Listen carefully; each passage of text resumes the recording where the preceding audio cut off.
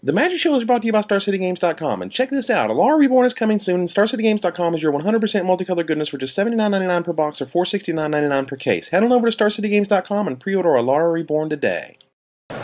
Hey, this is former Star City Games writer Ruben Bressler, and you're watching The Magic Show.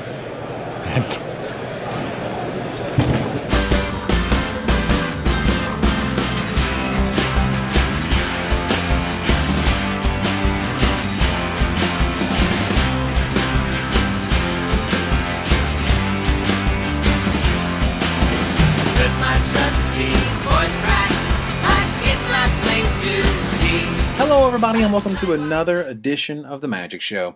This week we're going to be delving into Alara Reborn spoilers, and what can I say? This looks to be the best set in years to play and purchase. Future sight level goodness all around. We'll look into just how good Cascade really is and my favorite cards from the set. Let's go!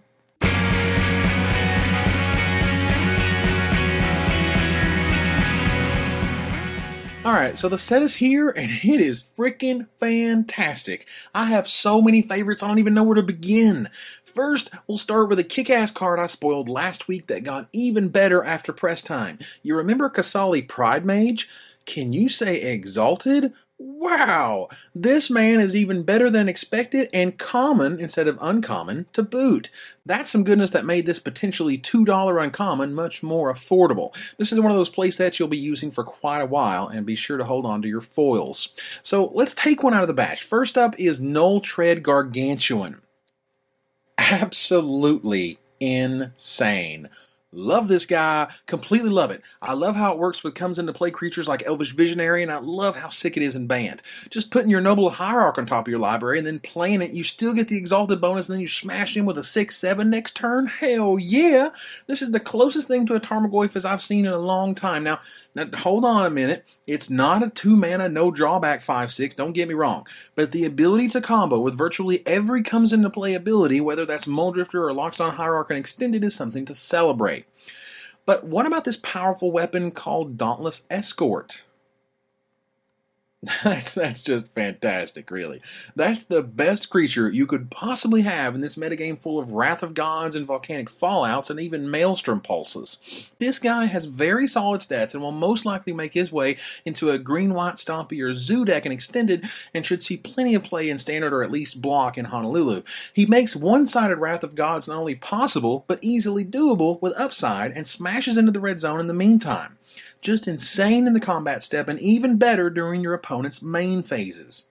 In the classic spoiler disappointment department, we have Ethersworn Shield Mage. You know what spoiler disappointments are, don't you? They're when a card is spoiled incorrectly for a period of time, and then, as must happen, the truth comes out and the card is much less powerful than foretold. So here's what Ethersworn Shield Mage said for 2 days. Now this is obviously bonkers. This card would be a chase rare from the get-go and would be a force in Standard and Extended for years. The implications are just incredible and incredibly warping, really. So 2 days later, I found the actual wording. Yeah, not much to see here. So you can save your Tidehollow Sculler from Volcanic Fallout and draft? That's great. Moving on. So let's talk about Cascade next. Now, this is the kind of thing that deserves its own little section, as Cascade is both a lesson in design and development. Let's take a look at both sides. On the design side, Cascade provides you incredibly fun experiences. The act of flipping over cards in your deck until you hit a non-land spell is incredibly fun and random. Since you don't know what spell you're going to flip over, it's always a nice and welcome surprise. I mean, who doesn't like free spells? And what those free spells will give you is like the Craig Jones Lightning Helix moment at Pro Tour Honolulu, or the runner from Gabriel in the Seaf against Chapin and Worlds. I can assure you something insane with Cascade will be happening at Pro Tour Honolulu, and we'll be talking about it for weeks, if not forever. On the development side, Wizards R&D knows how insanely broken free spells could be because they've proven themselves busted in the past. Just see the Storm mechanic or the Untap mechanic from Urza's block. So they are incredibly selective on what spells get Cascade, at what cost, and what those spells do exactly. The result has given us just a few solid spells with Cascade, which appear to quickly impact Constructed, a few maybes to think about using, and some utter jank that is so bad you wonder if they're putting Cascade on horrible spells just to see if you'll play with them. Let's get the best out of the way. From what I've seen so far, Bloodbraid Elf is head and shoulders above all other Cascade spells. Patrick Chapin has gone so far to say, quote, Bloodbraid Elf may prove to be the best card in the set. He also goes on to say it may be on the power level of Spectral Procession, aka 3 dudes. And 3 flying dudes for just 3 mana, as you can see if you've played competitive Magic in the past 6 months, is pretty freaking solid. Bloodbraid Elf is like your own little Broodmate Dragon if it flips over a Woolly Thoktar, the ultimate Hasty Necrotal if you flip up a Terminator Path to Exile, and it keeps the goodness going if you flip up something like Ardent Plea, or how about this new Cascade card, Violent Outburst. And from that card, you can flip over Jund Hackblade, and you go absolutely nuts with a 4-2 Hasty Elf and a 4-2 Chompin' Mofo. The best part about Cascade is that it gives you the flexibility of building your deck to take the best advantage of it. If you play a card like Ardent Plea in your deck, you can actively choose to build your deck to only have a few 1 or 2 drops, better defining what it is you'll flip over. Whether that's Path to Exile or Medley Mage, it's still incredibly exciting. Bituminous Blast will probably be the most played Cascade spell, as it cascades into virtually any Planeswalker, and chaining it into a Bloodbraid Elf just seems righteously unfair. Can you imagine Bituminous blasting their monster, flipping over Bloodbraid Elf, and then flipping over Terminate to kill their other monster? Suddenly their winning position goes from winning to losing in a single spell. Cascade is card advantage through and through and should be celebrated as such. To stop such shenanigans, you're going to need a hard-to-deal-with blocker, and Alara Reborn has just the card for you. Here is Wall of Denial. What Plumeveil had in Flash and Power, this has in a big butt and the inability to be rid of with a Path to Exile, Terminate, Eyeblight's Ending, Shriekmaw, or the hundreds of other answers.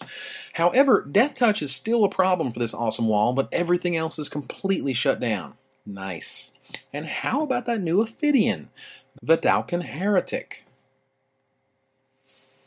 Now, it's no cold-eyed Selkie, but at just 2 mana, it's still a hell of a deal for an Ophidian. A nice little treat for the Bant players out there. Speaking of Bant cards, what about Wargate? Just awesome. I mean, it's like Court of Calling 2.0. While you lose the ability to play at instant speed, okay, and Convoke at a much easier casting cost, instead you can go fetch an enchantment of Planeswalker, the best land in your deck, for just 3 mana or whatever creature you need at the time. The longer the game goes on, the better this card gets. I can't produce an Alara Reborn spoiler show without giving you one of the best rares in the set, Melstrom Pulse. Freaking insanely good. It makes tokens suck, something that really needs to happen, and soon. It's like the Vindicate we were always looking for. I mean, sure, Vindicate was much stronger as a pseudo-land destruction spell if need be, but Maelstrom Pulse has the ability to be a simply efficient 1-for-1, or if your opponent is still Bitter Blossom and Spectral Procession happy, you can get an X-for-1 and bash in afterwards. Nothing, not even Planeswalkers, are safe from this thing. Enchantments, artifacts, you name it. I love this card, and I assure you, a playset will go very far in your future magical endeavors. Speaking of something that needs to happen, how about the death of 5-color control? Say hello to Anathemancer. Yes! Now that is what I want to see. It's no Ruination, but what is? This card punishes the fact that most players can count the number of basic lands in their deck on one hand. The best part about this is that even if they manage to counter it the first go around, no Cryptic Command or Remove Soul is going to save them from the unearthed damage they're going to be dealt, and that's definitely a good thing. As if Blinding Aggro needed more tools, this does the job of punishing those control players perfectly. And remember, Revelark fetches this guy back into play for even more painful shenanigans. Yeah, baby. Continuing with the beats, I just love the new pump spell called Colossal Might. Awesome! Get in there with virtually any red-green beats creature, say, I don't know, Bloodbraid Elf, and when they chump you with a Bitter Blossom token, you take them down with the best pump spell since Predator Strike.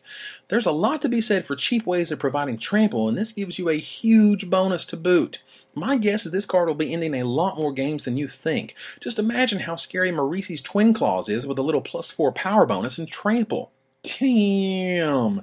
But what you need is something really huge to use it on. Something, I don't know, Mythic? I think this is a highly underrated Mythic rare that could potentially be a finisher in all sorts of decks. Not to be throwing out the hyperbole here, just looking for a reference, but remember how underrated Tarmogoyf was when you had to, quote, work so hard at filling the graveyard to make him good? That turned out to be the least of your worries. Just playing Magic fills graveyards with cards, and this guy, he doesn't count types. He counts everything. That means on turn 5 he could already be a 10-10. Late game, how about a 25-25 rumbling in the red zone? This guy basically says that Ridic/Ridic, no matter how big those numbers may be, is doable at 3 black and a green.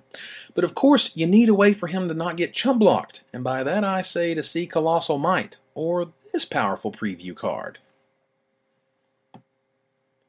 Now the cost on this is quite high, a total of 6 mana for what you're used to paying 3 mana for in Armadillo Cloak form. But the upside is none too shabby. Even the playability of Loxodon Warhammer is limited due to the fact that it only pumps toughness. This is like having an Armadillo Cloak in play for the rest of the game, period, that your opponent must deal with or it will give your latest monster trample.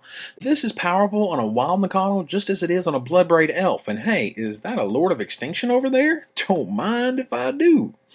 But what about those oh-so-exciting control mirrors? Forget Mind Shatter, let's talk about Identity Crisis. Whew!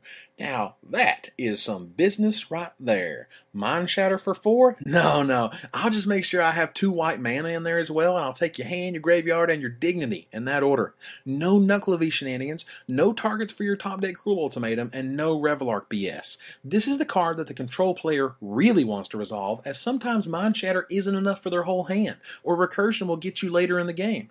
Instead, this powerful sideboard Rockstar is definitely something to keep in mind and play around when you're not planning on winning with Naya beats in the red zone. Speaking of beats, have you seen the innocent-looking yscale kodel? I know it doesn't look like much, but have you realized how insane this guy is in Legacy and possibly even Vintage? Brainstorm just became the best draw spell ever, as if it already wasn't, with this guy out. Permanent giant growth along with the looking at the top 3 cards and shuffle effects to ensure you get new cards next turn, and meanwhile every draw step, yscale just keeps growing. Man, that is delicious. I love somewhat narrow creatures that are incredible powerhouses in the right format, and decks that like playing Brainstorm are sure to love this guy.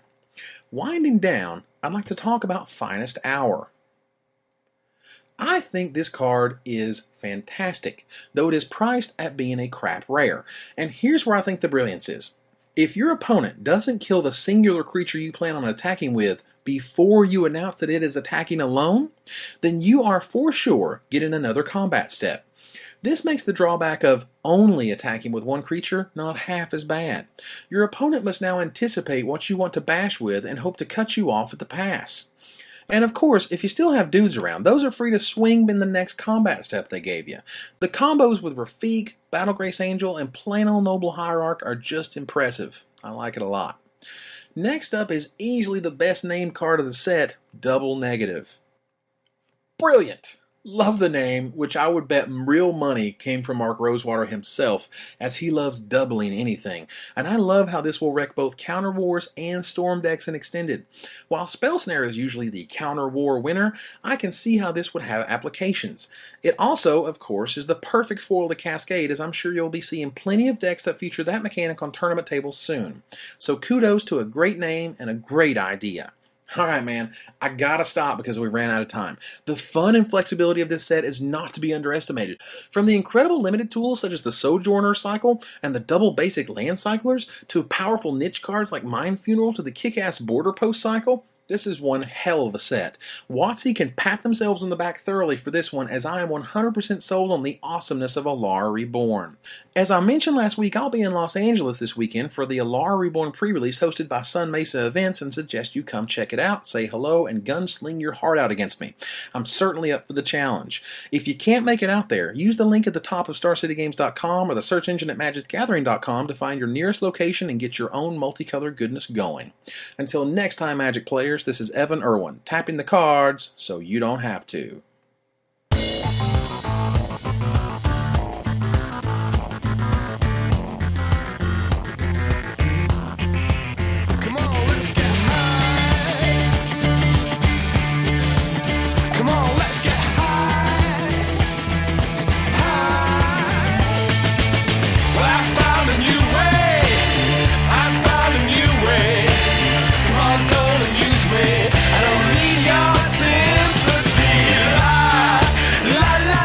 I always like the fatties.